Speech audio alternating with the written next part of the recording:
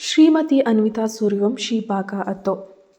ಬೆಳಗ್ಗೆ ಆಫೀಸಿನತ್ತ car ಸಾಗ್ತಿದ್ದಾಗ Anvita ಸದ್ದಿಲ್ದಂಗೆ driver ಪಕ್ಕದ ಸೀಟ್ನಲ್ಲಿ ಕುಳಿತು ಯೋಚಿಸ್ತಾ ಇದ್ಲು.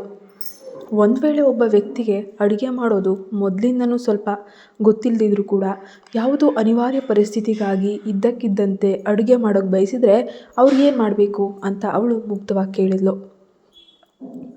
ಆಫೀಸ್ ತಲುಪಿದ ತಕ್ಷಣ ಸಿಕ್ಕ ಕಾವ್ಯ ತನ್ನ ಹೆಗಲು ಮೇಲೆತ್ತುತ್ತಾ, ಅದಕ್ಕೇನಂತೆ ಅನ್ವಿತಾ, ಈಗಿನ ಕಾಲದಲ್ಲಿ ಅಡುಗೆ ಕಲಿಯೋದು ಎಷ್ಟು ಸುಲಭ ಗೊತ್ತಾ, ನೀನು ನೇರವಾಗಿ ಅದನ್ನು ಯೂಟ್ಯೂಬ್ನಲ್ಲಿ ಸರ್ಚ್ ಮಾಡಿ ನೋಡಿ ಕಲಿಬೇಕು. ಹಾಗೆ ತುಂಬ ಸಿಂಪಲ್ ಆದ ರೆಸಿಪಿಗಳು ಕೂಡ ಸಿಗುತ್ತೆ ಅಷ್ಟೇ ಅಂತ ಹೇಳಿದ್ಲು. ಓ ಹೌದಾ, ಇದೇ ಬೆಸ್ಟ್ ಐಡಿಯಾ, ನಾನು ಇನ್ನು ಮುಂದೆ ಹೀಗೆ ಮಾಡ್ತೀನಿ ಅಂತ ಅನ್ವಿತಾ ಮನಸ್ಸಿನಲ್ಲೇ ನೆಮ್ಮದಿಯ ನಿಟ್ಟುಸಿರನ್ನು ಬಿಡ್ತಾಳೆ. ಯಾಕನ್ವಿತಾ, ಇದ್ದಕ್ಕಿದ್ದ ಹಾಗೆ ಏನಾದರೂ ನಿನಗೆ ಅಡುಗೆ ಗಿಡಿಗೆ ಏನಾದರೂ ಮಾಡಬೇಕಾಗಿರುವಂಥ ಪರಿಸ್ಥಿತಿ ಬಂದಿದೆಯಾ?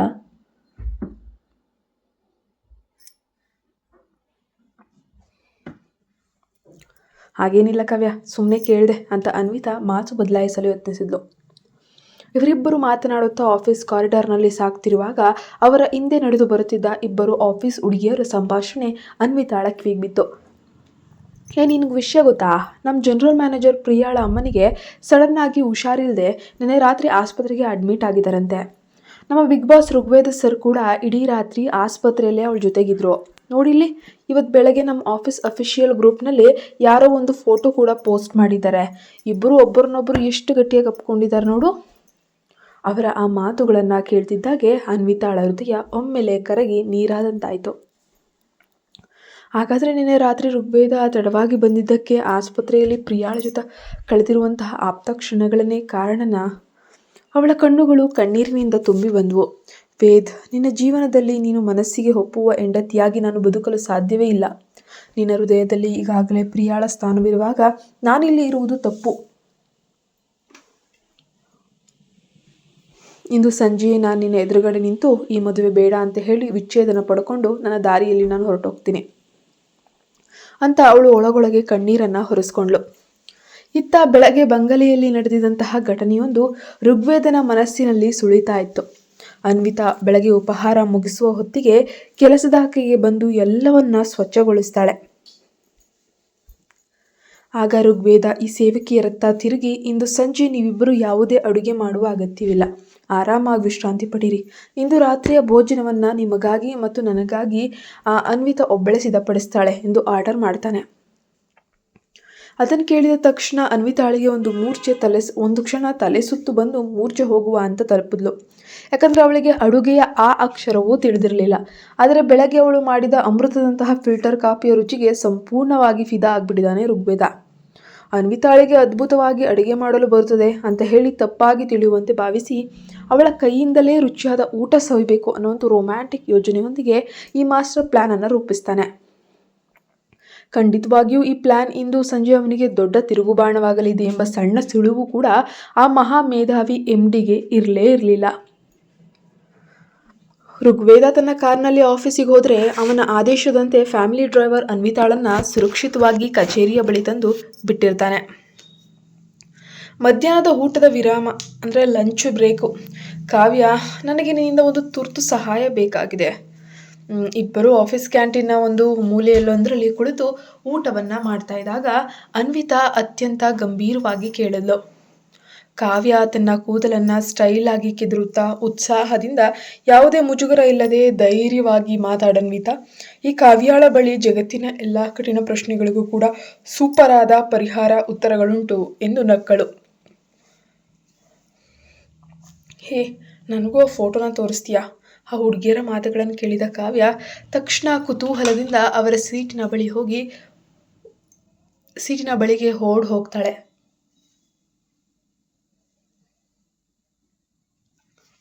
ಸ್ವಲ್ಪ ನಿಧಾನವಾಗಿ ಮಾತಾಡು ಬಾಸ್, ಖಾಸಗಿ ಕ್ಷಣಗಳ ಫೋಟೋ ಹೀಗೆ ಆಫೀಸ್ನಲ್ಲಿ ವೈರಲ್ ಆಗಿರೋದು ಒಂದು ವೇಳೆ ಅವ್ರಿಗೆ ಗೊತ್ತಾದರೆ ನಮ್ಮ ಕೆಲಸಕ್ಕೆ ಗೊತ್ತು ಬರುತ್ತೆ, ಹುಷಾರ್ ಅಂದ್ಲು ಆ ಹುಡುಗಿ ಹೆದರಿಕೆಯಿಂದ. ಸರಿ ತೋರಿಸು ಎನ್ನುತ್ತಾ ಕಾವ್ಯ ಫೋನನ್ನು ಇಣುಕಿ ಆ ವೈರಲ್ ಫೋಟೋವನ್ನು ನೋಡಿದ್ಲು. ಅವಳಿಗೆ ಆಶ್ಚರ್ಯ ತಡೆಯೋಕ್ಕೆ ಆಗಲಿಲ್ಲ. ತಕ್ಷಣ ಫೋನನ್ನು ಕಸಿದುಕೊಂಡು ಓಡಿ ಬಂದು, ಅನ್ವಿತಾ ಇಲ್ಲಿ ನೋಡು, ಜನರಲ್ ಮ್ಯಾನೇಜರ್ ಪ್ರಿಯಾ ಮೇಡಮು ನಮ್ಮ ಬಿಗ್ ಬಾಸ್ ಋಗ್ವೇದ್ ಸರ್ನ ಎಷ್ಟು ಬಿಗಿಯಾಗಿ ಅಪ್ಕೊಂಡಿದ್ದಾಳೆ ನೋಡು. ಇವರಿಬ್ಬರು ನಿಜವಾಗಿಯೂ ಒಬ್ಬರನ್ನೊಬ್ಬರು ಗಾಢವಾಗಿ ಪ್ರೀತಿಸ್ತಿದ್ದಾರೆ ಅಂತ ಕಾಣುತ್ತಲ್ವಾ? ಎನ್ನುತ್ತಾ ಕಾವ್ಯ ಆ ಫೋನನ್ನು ಅನ್ವಿತಾಳ ಮುಖದ ಮುಂದೆ ಹಿಡಿದ್ಲು. ಅನ್ವಿತಾ ಆ ಫೋಟೋವನ್ನು ನೋಡ್ತಿದ್ದಂಗೆ ಅವಳ ಸುತ್ತಲಿನ ಜಗತ್ತೇ ಒಂದು ಕ್ಷಣ ಸ್ತಬ್ಧವಾದಂಗಾಯಿತು. ಹೃದಯದ ಒಳಗೆ ಏನೋ ಒಂದು ಕಸಿದುಕೊಂಡಂತಾಗಿ ಕಣ್ಣೀರು ತಡೆಯಲಾಗದೆ ಒಮ್ಮೆಗೆ ಎದ್ದು ನಿಂತಳು. ನಾನು ನಾನು ಈಗಲೇ ಬರ್ತೀನಿ ಎನ್ನುತ್ತಾ ಅವಳು ತಕ್ಷಣವೇ ಅಲ್ಲಿಂದ ವಾಶ್ರೂಮಿನ ಕಡೆಗೆ ಓಡಿದ್ಲು. ಒಳಗಿನಿಂದ ಬಾಗ್ಲ ಹಾಕ್ಕೊಂಡು ಮುಖದ ಮೇಲೆ ಕೈಗಳನ್ನು ಹೊತ್ಕೊಂಡು ಜೋರಾಗಿ ಅಳಲು ಪ್ರಾರಂಭಿಸ್ತಾಳೆ. ಅನ್ವಿತಾಳ ಮನದಾಳ, ನಾನು ಈ ದೊಡ್ಡ ಮನೆಗೆ ಸೊಸೆಯಾಗಿ ಬರಬೇಕು, ಋಗ್ವೇದನನ್ನು ಮದುವೆಯಾಗಬೇಕು ಅಂತ ಯಾರ ಬಳಿಯೂ ಕೂಡ ನಾನು ಕೇಳಿರಲಿಲ್ಲ. ಆದರೆ ವಿಧಿಯ ಆಟ ಎಂದು ನಡೆದದ್ದನ್ನು ನನ್ನ ಅದೃಷ್ಟವೆಂದು ಒಪ್ಕೊಂಡು ಬಾಳಲು ಬಂದೆ. ಆದರೆ ಇಂದು ನಾನು ಯಾರ ಪ್ರೀತಿಯ ದಾರಿಗೂ ಅಡ್ಡ ಬರಲು ಬಯಸೋದೇ ಇಲ್ಲ. ಪ್ರಿಯಾ ಮತ್ತು ಋಗ್ವೇದ ಒಬ್ಬರಿಗೊಬ್ಬರು ಇಷ್ಟಪಡುತ್ತಿರುವಾಗ ನಾನಿಲ್ಲಿ ಮೂರನೆಯವಳಾಗಿ ಖಂಡಿತ ಇರಲಾರೆ. ನಾನಿವತ್ತು ರಾತ್ರಿಯೇ ಅವರ ಜೊತೆ ನಾನು ನೇರವಾಗಿ ನನಗೆ ಡೈವರ್ಸ್ ಕೊಡಿ ಅಂತ ಹೇಳಿ ಖಂಡಿತ ಮಾತಾಡ್ತೀನಿ ಎಂದು ಗಟ್ಟಿಯಾಗಿ ನಿರ್ಧರಿಸಿದ್ಲು. ಅವಳು ಕಣ್ಣೀರು ಒರೆಸಿ ಮುಖದ ಮೇಲೆ ತಣ್ಣನೆಯ ನೀರನ್ನು ಚುಮ್ಕಿಸ್ಕೊಂಡು ಧೈರ್ಯವಾಗಿ ವಾಶ್ರೂಮಿಂದ ಹೊರಬರ್ತಾಳೆ. ಇತ್ತ ಕಚೇರಿಯ ತನ್ನ ಭವ್ಯವಾದ ಕ್ಯಾಬಿನ್ನಲ್ಲಿ ಕುಳಿತಿರುವಂತಹ ಋಗ್ವೇದನಿಗೆ ಅವನ ಅಮ್ಮನಿಂದ ಕರೆ ಬರುತ್ತೆ. ವೇದ್, ನೀನು ನನ್ನ ಮುದ್ದಿನ ಸೊಸೆ ಅನ್ವಿತಾಗೆ ಇಲ್ಲಿ ಯಾವುದೇ ತೊಂದರೆ ಕೊಡ್ತಿಲ್ಲ ತಾನೆ ಎಂದು ಅಮ್ಮ ಮೊದಲ ಪ್ರಶ್ನೆಯನ್ನು ನೇರವಾಗಿ ಕೇಳ್ತಾನೆ. ಅಮ್ಮ ಪ್ಲೀಸ್, ಅವಳ ಬಗ್ಗೆ ನನ್ನನ್ನು ಕೇಳಬೇಡ. ಅವಳು ನನ್ನ ಜೊತೆ ಕನಿಷ್ಠ ಸರಿಯಾಗಿ ಮಾತಾಡದೇ ಇದ್ರು ನನಗೆ ಒಳಗೊಳಗೆ ಏನೋ ಒಂಥರ ಕಿರಿಕಿರಿ ಆಗಲು ಶುರುವಾಗ್ತದೆ ಅಂತ ಋಗ್ವೇದ ಬೇಸರದಿಂದ ಹೇಳ್ತಾನೆ. ಅದನ್ನು ಕೇಳಿದ ಅಮ್ಮನಿಗೆ ಮಗನ ಮನಸ್ಸಿನ ತಳಮಳ ಅರ್ಥವಾಗಿ ಮುಗುಳ್ನಕ್ರು. ಅಂದರೆ ಮನಸ್ಸಿನಲ್ಲಿ ಅಂದ್ಕೊಂಡ್ರು, ಓ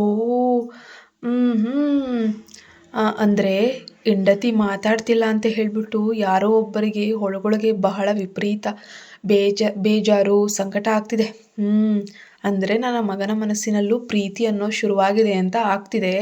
ಇದೆಲ್ಲ ಏನೂ ಅಲ್ಲ ಅಮ್ಮ, ಸುಮ್ಮನೆ ಇರು ಎಂದು ಋಗ್ವೇದ ಮುಜುಗರದಿಂದ ತನ್ನ ದಟ್ಟವಾದ ಕೂದಲಿನ ಮೂಲಕ ಕೈ ಸವರ್ಕೊಳ್ತಾ ಇದ್ದಾನೆ. ನೋಡು ವೇದ್, ನಿನ್ನ ಹೃದಯದಲ್ಲಿರುವ ಭಾವನೆಗಳನ್ನು ಯಾರು ನಿನ್ನ ಮೇಲೆ ಬಲವಂತವಾಗಿ ಹೇರೋಕ್ಕೆ ಸಾಧ್ಯವಿಲ್ಲ. ಆದರೆ ಅನ್ವಿತಾ ಮಾತ್ರ ಈಗ ನಿನ್ನ ಧರ್ಮಪತ್ನಿ. ಗಂಡನಿಗೆ ಯಾವಾಗಲೂ ತನ್ನ ಹೆಂಡತಿಯೊಂದಿಗೆ ಸಣ್ಣ ಪುಟ್ಟ ಮುನಿಸು ಜಗಳಗಳ ಆಗೋದು ಸಹಜ. ಆದರೆ ಈ ಸಂಬಂಧವನ್ನು ಪ್ರೀತಿಯಿಂದ ಗಟ್ಟಿಗೊಳಿಸುವ ಜವಾಬ್ದಾರಿ ಗಂಡನದಾಗಿರ್ತದೆ. ನೀನು ಎಂದಾದರೂ ಆಫೀಸ್ ಗತ್ತನ್ನು ಬದಿಗಿಟ್ಟು ಅವಳ ಪಕ್ಕದಲ್ಲಿ ಕುಳಿತು ಶಾಂತವಾಗಿ ಮಾತನಾಡೋಕೆ ಅಂತ ಹೇಳಿ ಪ್ರಯತ್ನಿಸಿದ್ಯಾ ಎಂದು ಅಮ್ಮ ಪ್ರೀತಿಯಿಂದ ಕೇಳಿದ್ರು. ಇಲ್ಲ ಅಮ್ಮ, ಋಗ್ವೇದ ಒಪ್ಕೊಂಡ. ಹಾಗಾದರೆ ಇನ್ಯಾಕೆ ತಡ? ನೀನು ಇಲ್ಲಿಯವರೆಗೆ ಅವಳ ಮೇಲೆ ಕೇವಲ ರೇಗಾಡ್ತಿದ್ದೆ. ಹಾಗಿರಬೇಕಾದ್ರೆ ಆ ಮುಗ್ಧ ಹುಡುಗಿ ನಿನ್ನ ಜೊತೆ ಹೇಗೆ ತಾನೇ ಮುಕ್ತವಾಗಿ ಮಾತಾಡ್ತಾಳೆ ಹೇಳು? ಇನ್ನು ಮುಂದೆಯಾದರೂ ಅವಳ ಜೊತೆ ಶಾಂತವಾಗಿ ಮಾತಾಡು. ಬೇಕಿದ್ರೆ ಅವಳನ್ನು ಎಲ್ಲಾದರೂ ಹೊರಗೆ ಒಳ್ಳೆಯ ಜಾಗಕ್ಕೆ ಕರ್ಕೊಂಡು ಹೋಗು. ಒಬ್ಬರಿಗೊಬ್ಬರು ಹೆಚ್ಚು ಸಮಯ ಕಳೆಯಿರಿ. ಅವಳ ಆ ಸುಂದರ ಸ್ವಭಾವ ನಿನಗೆ ಖಂಡಿತವಾಗಿಯೂ ಇಷ್ಟವಾಗ್ತದೆ ನೋಡು ಎಂದು ಅಮ್ಮ ಪ್ರೇಮ ಪಾಠವನ್ನು ಮಾಡ್ತಾರೆ. ಸರಿ ಅಮ್ಮ, ನಾನು ಖಂಡಿತ ಪ್ರಯತ್ನಿಸ್ತೇನೆ ಅಂತ ಹೇಳಿ ಋಗ್ವೇದ ನಿಟ್ಟುಸಿರನ್ನು ಬಿಡ್ತಾನೆ. ಒಳ್ಳೆಯದು ಮಗನೇ, ಮತ್ತು ನೀನು ಅವಳ ಪ್ರೀತಿಯಲ್ಲಿ ಬಿದ್ದ ತಕ್ಷಣ ಆ ವಿಷಯವನ್ನು ಮೊದಲು ನನಗೆ ಫೋನ್ ಮಾಡಿ ಹೇಳಬೇಕು, ತಿಳಿತಾ ಎಂದು ಅಮ್ಮ ಕಾಲು ಕೂಡ ಹೇಳಿದ್ದಾರೆ. ಅಮ್ಮ ನೀನು ಬಾಯಿ ಮುಚ್ಚೋ, ಸಾಕು ಮಾಡೋ ಅಂತ ಋಗ್ವೇದ ಧ್ವನಿಯನ್ನು ಗಡಸು ಮಾಡ್ತಾರೆ. ಅವನ ಎರಡೂ ಕಿವಿಗಳು ನಾಚಿಕೆಯಿಂದ ಸಂಪೂರ್ಣವಾಗಿ ಕೆಂಪಗಾಗಿದ್ವು. ಅಮ್ಮ ಕೂಡ ಅದನ್ನೆಲ್ಲ ಅರ್ಥ ಮಾಡಿಕೊಂಡು ತೃಪ್ತಿಯಿಂದ ನಗುತ್ತಾ ಫೋನನ್ನು ಕಟ್ ಮಾಡ್ತಾರೆ. ಕೊನೆಗೂ ತನ್ನ ಮಗನಿಗೆ ಆ ಒಂದು ಹೆಣ್ಣಿನ ಮೇಲೆ ಒಂದು ಪ್ರೇಮ ಹುಡ್ತಾ ಇದೆಯಲ್ಲ ಅನ್ನೋ ಖುಷಿ. ಅಮ್ಮ ಫೋನ್ ಇಟ್ಟ ತಕ್ಷಣ ಋಗ್ವೇದ ತನ್ನ ಕಚೇರಿಯ ಅಧಿಕೃತ ಲ್ಯಾಪ್ಟಾಪ್ನಲ್ಲಿ 4ನೇ ಮಹಡಿಯ ಫೈನಾನ್ಸ್ ಡಿಪಾರ್ಟ್ಮೆಂಟ್ನ CCTV ದೃಶ್ಯಾವಳಿಯನ್ನು ಆನ್ ಮಾಡ್ತಾರೆ. ಅಲ್ಲಿ ಅನ್ವಿತಾ ತನ್ನ ಸೀಟ್ನಲ್ಲಿ ಕುಳಿತು ಅತ್ಯಂತ ಶ್ರದ್ಧೆಯಿಂದ ಕೆಲಸ ಮಾಡ್ತಾ ಇರೋದು ಅವನು ಬೇರೆಲ್ಲವನ್ನ ಮರೆತು ತದೇಕ ಚಿತ್ತದಿಂದ ನೋಡೋಕೆ ಪ್ರಾರಂಭಿಸ್ತಾನೆ. CCTV ಪರದೆಯ ಮೇಲೆ ಅನ್ವಿತಾ ನಿರಂತರವಾಗಿ ಬ್ಯುಸಿಯಾಗಿರೋದು ಕಾಣಿಸ್ತಾ ಇತ್ತು. ಆದರೆ ಅವಳ ಮುಖ ಮಾತ್ರ ಸಣ್ಣದಾಗಿ ಕೆಳಮುಖವಾಗಿ ಬೇಸರದಿಂದ ಇದ್ದಂತೆ ಕಾಣಿತು.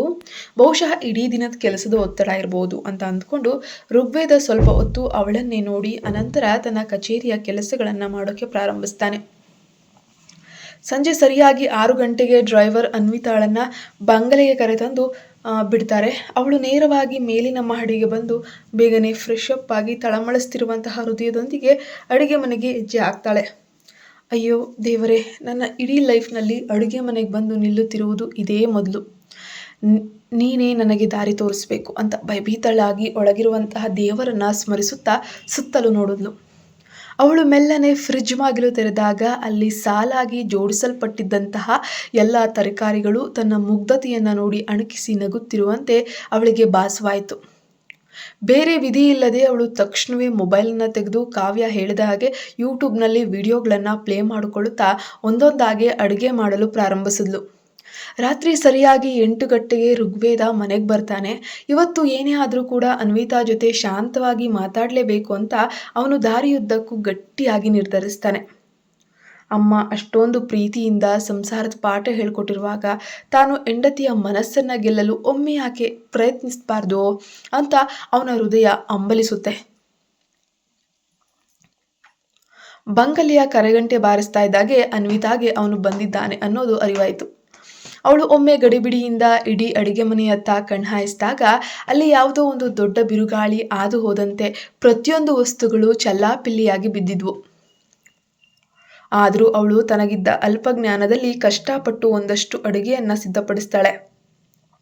ಅವಳು ಧಾವಂತದಲ್ಲೇ ಒಂದೊಂದಾಗಿ ಎಲ್ಲ ಪಾತ್ರೆಗಳನ್ನು ತಂದು ಊಟದ ಮೇಜಿನ ಮೇಲೆ ಜೋಡಿಸಿದ್ಲು. ಋಗ್ವೇದ ಕೂಡ ಬೇಗನೆ ಮೇಲಕ್ಕೋಗಿ ಫ್ರೆಶ್ ಅಪ್ ಆಗಿ ಇಂದು ಅನ್ವಿತಾಳ ಕೈಯಿಂದಲೇ ಪ್ರೀತಿಯ ಊಟ ಸವಿಬೇಕು ಅಂತ ಸಡಗರದಿಂದ ಕೆಳಗೆ ಬರ್ತಾನೆ. ಆದರೆ ಅವನ ಮುಂದೆ ಬಡಿಸಿದ್ದ ಆಹಾರದ ವಿಚಿತ್ರ ನೋಟವನ್ನು ಕಂಡ ತಕ್ಷಣ ಅವನ ಗಂಟಲಲ್ಲಿ ಒಮ್ಮೆಲೆ ಆತಂಕದ ಜೊಲ್ಲು ಗಟ್ಟಿಯಾಗಿಳಿತು.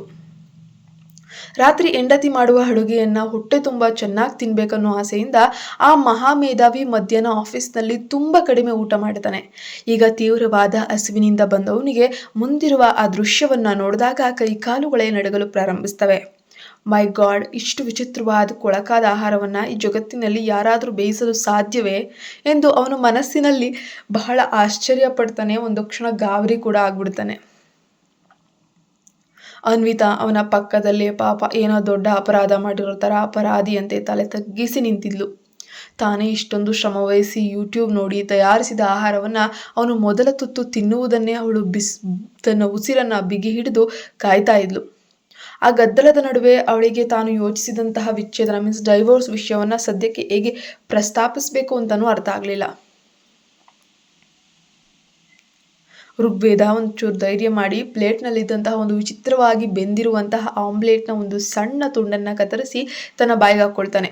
ಆದರೆ ಮರುಕ್ಷಣವೇ ಅವನ ಇಡೀ ಮುಖದ ಭಾವನೆಗಳೇ ಬದಲಾಗಿ ಆ ತುತ್ತು ತಕ್ಷಣವೇ ಹೊರ ಬೀಳುತ್ತೆ. ಮೊದಲಿಗೆ ಆಮ್ಲೆಟ್ ಸಂಪೂರ್ಣವಾಗಿ ಒದ್ದೆಯಾಗಿತ್ತು, ಸರಿಯಾಗಿ ಬೆಂದೇ ಇಲ್ಲ. ಎಲ್ಲದಕ್ಕಿಂತ ಹೆಚ್ಚಾಗಿ ಆ ಮುಗ್ಧ ಅನ್ವಿತಾ ಗಾಬರಿಯಲ್ಲಿ ಉಪ್ಪಿನ ಬದಲು ಅದಕ್ಕೆ ವಿಪರೀತವಾದ ಸಕ್ಕರೆಯ ಪುಡಿಗಳನ್ನು ಸೇರಿಸ್ಬಿಟ್ಟಿದ್ದಾಳೆ.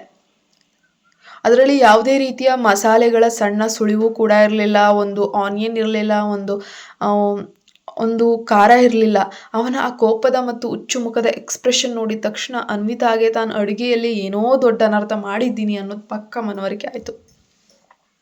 ಋಗ್ವೇದ ತಕ್ಷಣವೇ ಎದ್ದು ಹೋಗಿ ಬೇಸಿನಲ್ಲಿ ಮುಖ ತೊಳ್ಕೊಂಡು ಬಂದು ತೀವ್ರ ಕೋಪ ಮತ್ತು ಹಸಿವಿನಿಂದ ಧ್ವನಿ ಹೇರಿಸ್ತಾನೆ. ನಿನಗೆ ಒಂದು ಒಳ್ಳೆ ಅಡುಗೆ ಮಾಡಲು ಬರ್ತಿರ್ಲಿಲ್ಲ ಅಂದರೆ ಈ ವಿಷಯವನ್ನು ಮೊದಲೇ ನನಗೆ ನೇರವಾಗಿ ಹೇಳಬಾರ್ದಿತ್ತೆ ಅಂತ ಹೇಳಿ ರೇಗಾಡ್ತಾನೆ. ಅನ್ವಿತಾ ಏನು ಹೇಳಲಿದ್ದಾಳೆ?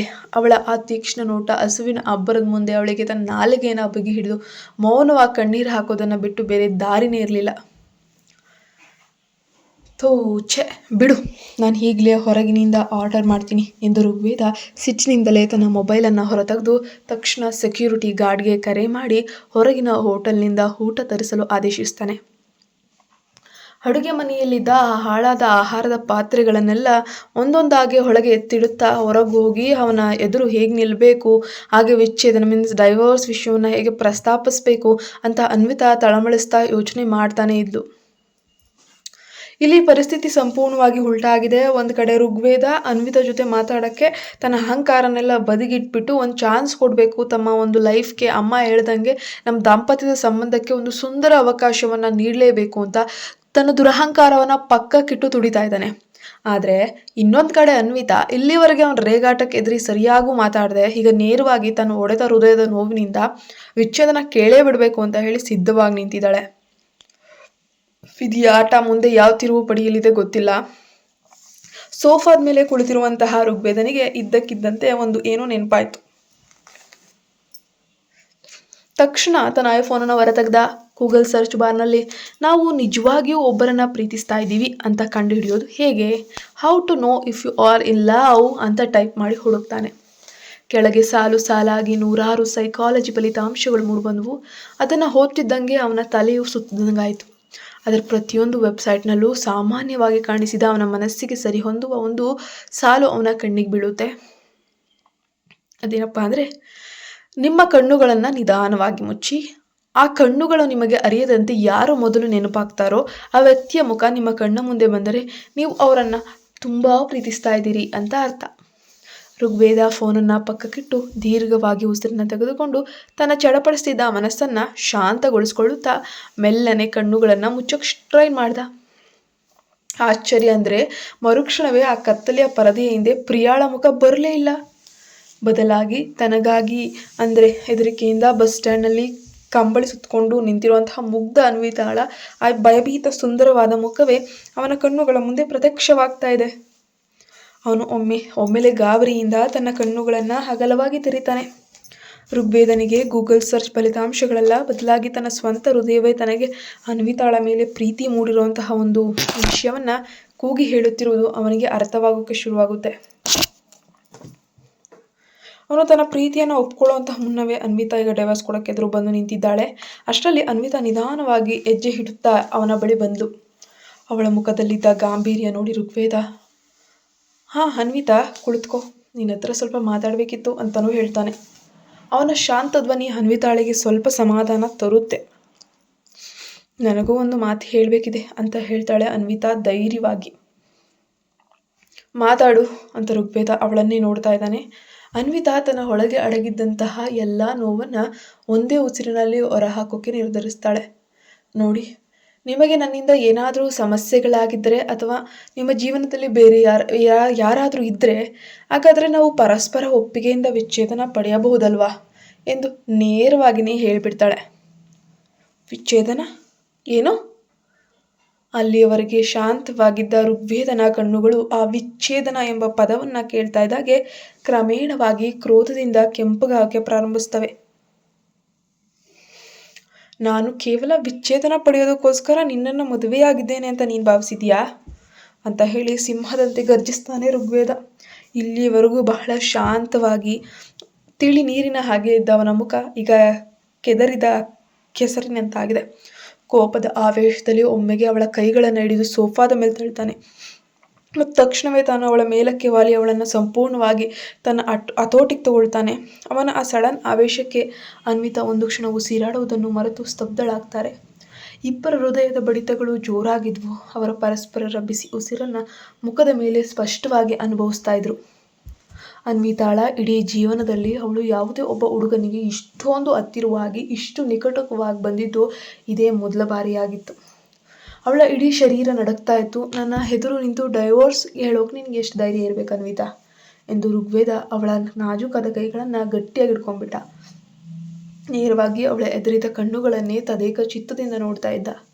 ಕೋಪದಿಂದ ಕೆಂಪಾಗಿದ್ದ ಅವನ ತೀಕ್ಷ್ಣ ಕಣ್ಣುಗಳನ್ನು ನೋಡಿ ಆ ಮುಗ್ಧೆಗೆ ಒಳಗೊಳಗೆ ಅಳುವಂತಹ ಆಸೆ ಆಯಿತು. ನಾನು ಹೇಳಿದ್ದು ಅವಳ ಗುಲಾಬಿ ದಳದಂತಹ ಸುಂದರ ತುಟಿಗಳು ಕಣ್ಣೀರಿನ ನಡುವೆ ಏನೋ ಹೇಳಲು ಮೆಲ್ಲನೆ ಚಲಿಸ್ತಾ ಇದ್ವು. ಅವಳು ಮಾತನಾಡಲು ಪ್ರಯತ್ನಿಸುತ್ತಿದ್ದಂತೆ ಋಗ್ವೇದನ ತೀಕ್ಷ್ಣವಾದ ದೃಷ್ಟಿ ಒಮ್ಮೆಲೆ ಅವಳದಂತಹ ಕೆಂಪು ತುಟಿಗಳ ಕಡೆಗೆ ತಿರುಗಿತ್ತು. ಆ ಕೋಪದ ಆವೇಶ ನಿಧಾನವಾಗಿ ಆ ಜಾಗದಲ್ಲಿ ಒಂದು ಅಪರಿಚಿತ ಮೋಹ ಮತ್ತು ಪ್ರೀತಿಯ ಸೆಳೆ ಅನ್ನೋದು ಶುರುವಾಗುತ್ತೆ. ಹಾಗೆ ಕತೆ ಮುಂದುವರಿಯುತ್ತೆ. ನೀವಿನ್ನೂ ನಮ್ಮ ಚಾನಲ್ಗೆ ಸಬ್ಸ್ಕ್ರೈಬ್ ಆಗಿಲ್ಲ ಅಂದರೆ ಈ ಕೂಡಲೇ ಸಬ್ಸ್ಕ್ರೈಬ್ ಆಗಿ ಪಕ್ಕದಲ್ಲೇ ಕಾಣೋ ಬೆಲ್ಲೈಕನ್ನ ಪ್ರೆಸ್ ಮಾಡಿ. ನೀವು ಮುಂಚಿತವಾಗಿ ಕತೆಗಳನ್ನು ನೋಡಬೇಕು ಅಂದರೆ ಹಾಗೆ ಒಂದು ಮೆಂಬರ್ಸ್ ಓನ್ಲಿ ಅನ್ನೋ ವೀಡಿಯೋಗಳಿದೆ, ದಯವಿಟ್ಟು ಒಮ್ಮೆ ಚೆಕ್ಔಟ್ ಮಾಡಿ. 5-6 ವೀಡಿಯೋಗಳು ಮೆಂಬರ್ಸ್ಗೆ ಅಂತಲೇ ಅಪ್ಲೋಡ್ ಆಗಿರುತ್ತೆ. ಧನ್ಯವಾದ.